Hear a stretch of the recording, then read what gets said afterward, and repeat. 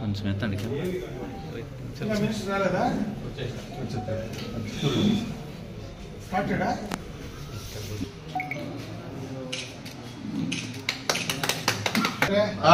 Modification చేశారు sir, అన్ని చేశారు, రూమ్ చేసేసారు సార్, మోడిఫికేషన్ చేశారు అంతే. పాతది ఎన్ఆర్ఎస్ బిల్డింగ్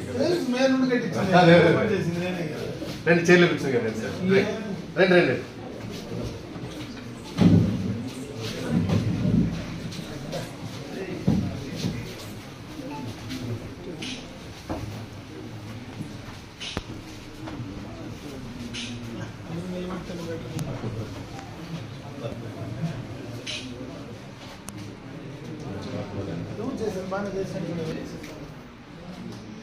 అంటే ఇంక పైన మన హాల్ రాష్ట్ర వ్యాప్తంగా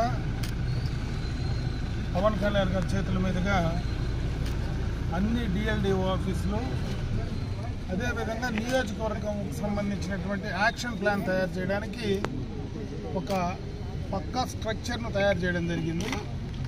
ఒక రెవెన్యూ డివిజన్ పరిధిలో ఒక అధికారిని, డిఎల్డిఓ స్థాయి అధికారిని పెట్టి ఆయన నుంచి ఏదైతే ఈరోజు మనకు సచివాలయాలు ఉన్నాయో, సచివాలయంలో పనిచేసేటువంటి ఉద్యోగులు ఉన్నారో వాళ్ళందరినీ కూడా సక్రమంగా విధులు పనిచేయించుకోవడానికి కానీ, సచివాలయాల ద్వారా చేసేటువంటి అభివృద్ధి సంక్షేమ కార్యక్రమాలపైన పర్యవేక్షణ కానీ, అవిని ప్రజలకు అందించడానికి ఇంకా త్వరితగతిన ప్రజల అవసరాలను ఏ విధంగా చేయాలా, ఇంకా ప్రభుత్వాన్ని ప్రజల వద్దకు తీసుకెళ్లాలా, డైరెక్ట్గా ప్రజలతో సచివాలయాల ద్వారా, మరి అదేవిధంగా ఒక రెవెన్యూ డివిజన్ స్థాయిలో సంబంధాలు పెట్టుకొని చేసేటువంటి ఒక ఆఫీస్ను ఈరోజు మనం పలమనేరులో మన రెవెన్యూ డివిజన్లో ఇక్కడ మనం ఇనాగ్రేట్ చేసుకోవడం జరిగింది.